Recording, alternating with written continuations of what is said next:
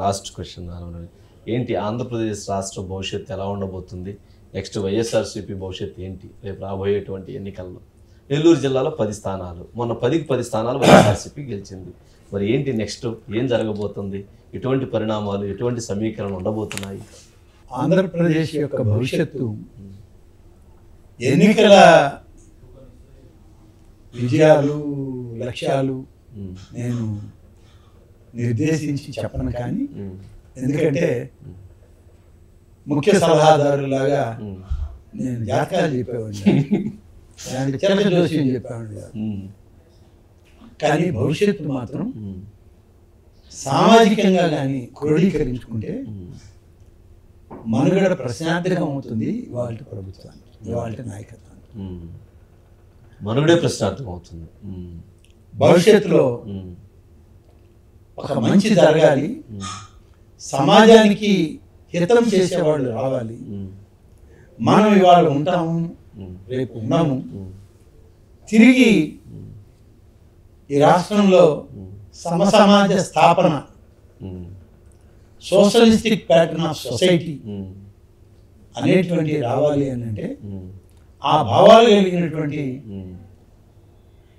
రాజకీయ పార్టీ, ఆ నాయకత్వం రావాలనేటువంటిది మాత్రం ఇవాళ ప్రజల్లో చాలా స్పష్టంగా కనబడుతుంది.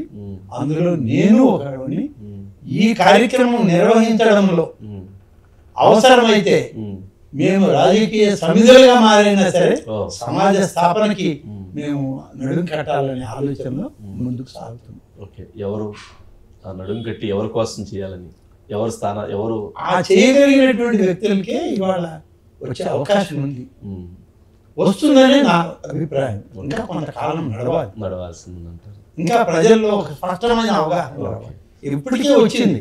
దీంతో నష్టపోయాం, దీంతో పోగొట్టుకున్నాం, సర్వనాశనమైంది వ్యవస్థ. ఏ వ్యవస్థ ఇవాళ ప్రభుత్వంలో మనుగడ సాగించడం లేదు, అన్ని వ్యవస్థలు కుప్పకూలిపోయాయి. మన వ్యవస్థలను మనం పునర్నిర్మాణం చేసుకోవాలి.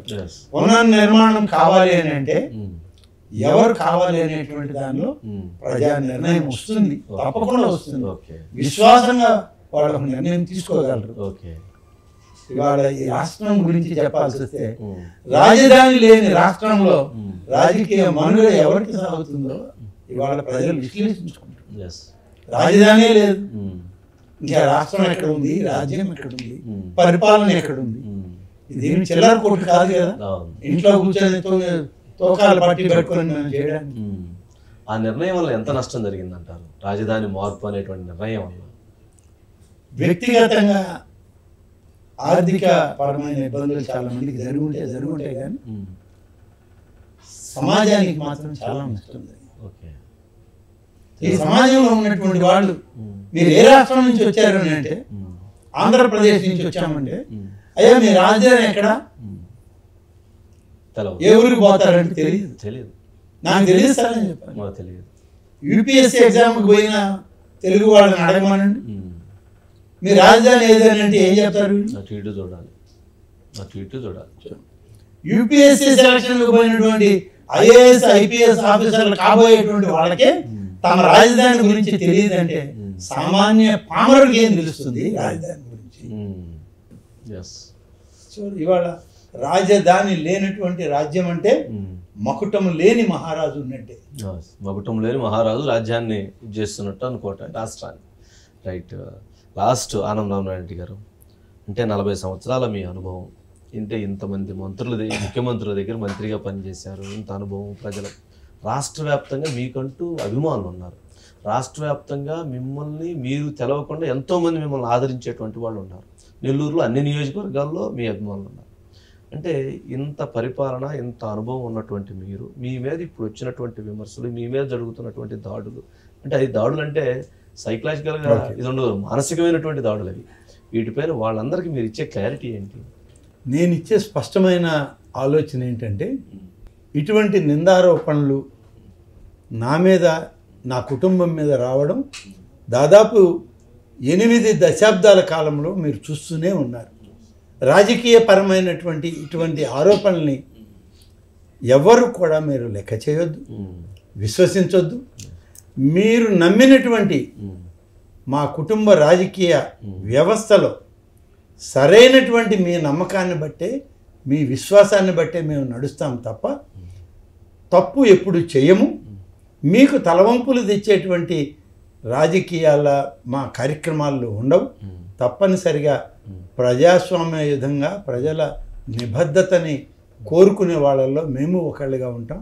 మీ విశ్వాసాన్ని మేము ఎప్పుడూ కోరుకుంటూనే ఉంటాం, రేపు కోరుకుంటాం. నా తర్వాతి తరం కూడా అదేవిధంగా మీ యొక్క ఆశీస్సుల కోసం మీ దగ్గర ఎప్పుడూ ఉంటానే ఉంటుంది.